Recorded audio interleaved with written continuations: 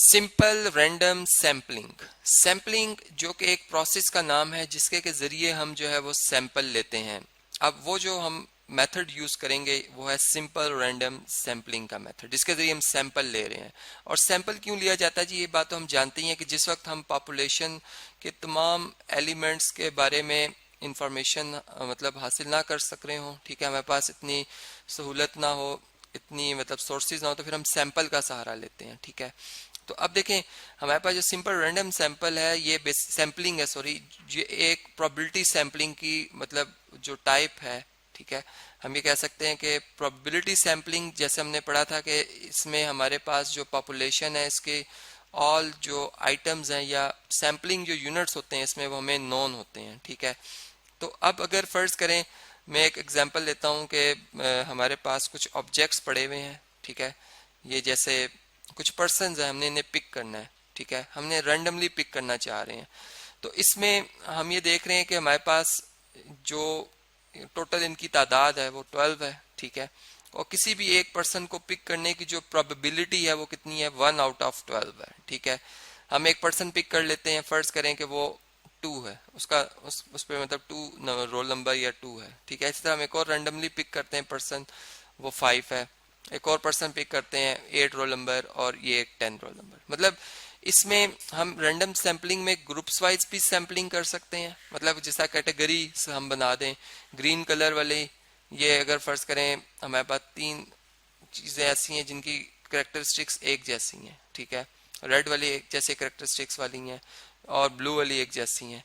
तो अगर हम रेड वालों में आपस में रैंडमली किसी एक को पिक कर लें, जैसा उसमें 2 भी पिक होने की जो प्रोबेबिलिटी कितनी है जी, कि 1 2 3 4 5 6 यानी 1 आउट ऑफ 6 है, कोई भी एक पिक किया जा सकता, सबकी इक्वली एक प्रोबेबिलिटी है या इक्वली चांस है पिक कर होने के। ठीक है, इसी तरह ब्लू वाले में 1 आउट ऑफ 3 है, इसकी प्रोबेबिलिटी कोई भी एक पिक हो सकता था।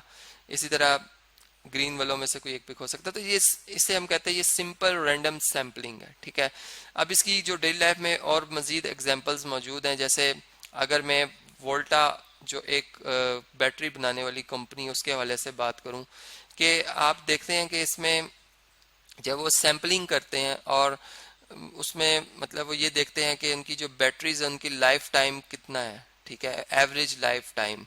तो उसके लिए तमाम बैटरीज तो वो नहीं चेक कर सकते। ठीक है, अब वो क्या करेंगे, सैंपल लेंगे और रैंडम सैंपल लेंगे। ठीक है, और अगर फर्ज करें कि वो जो वोल्टा कंपनी की मैं बात कर रहा हूँ कि बाइक्स के लिए अलग बैटरी बना रहे हैं। ठीक है, और कार्स के लिए अलग बना रहे हैं। ठीक है, ट्रक्स के लिए अलग बना रहे हैं।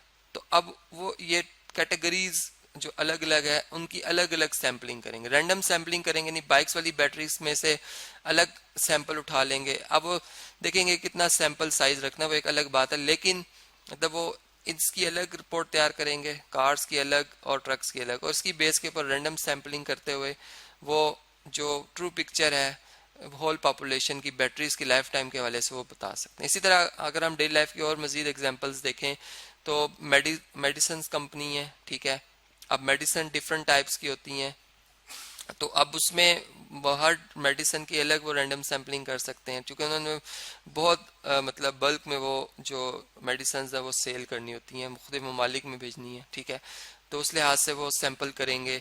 या अगर मैं डिफरेंट वेजिटेबल्स या सॉरी अगर मैं बेकरी के हवाले से बात करूं, ठीक है, तो वो अपने बेकरी के आइटम्स को सेल करने से पहले उसकी सैम्पलिंग करेंगे। ठीक है, और उसको देखेंगे, चेक करेंगे कि वो आया कि उसकी जो टेस्ट है या उसकी क्वालिटी जो है वो उसका स्टैंडर्ड जो उन्होंने रखा है क्या उस जैसी ही है या उसमें कुछ कमी पेशी है। ठीक है, तो इस तरह से हम डेली लाइफ में बहुत सी एग्जांपल्स जो है वो सिंपल रैंडम सैम्पलिंग की देख सकते हैं। ठीक है, इसमें हम क्लास में भी अपने क्लासरूम में भी देख सकते हैं कि जब हमें टीचर रैंडमली पिक कर रहे होते हैं तो वो कोई फेवरिज्म नहीं होती उसमें, मतलब वो कोई भी पर्सन को किसी भी मतलब उसका जेंडर हो सकता है, मेल और फीमेल, किसी को भी पिक किया जा सकता है और उससे क्वेश्चन पूछा जा सकता है, जो कि एक ट्रू पिक्चर भी पेश करता है उस वक्त क्लास की, के क्लास में जो बच्चे अटेंटिव हैं, कितना अटेंटिव हैं, क्या वो केयरफुली सुन रहे हैं। ठीक है, इसी तरह हम और भी जो हमारी डेली लाइफ की सिचुएशन है उसमें भी हम जो सिंपल रैंडम सैम्पलिंग की टेक्निक है वो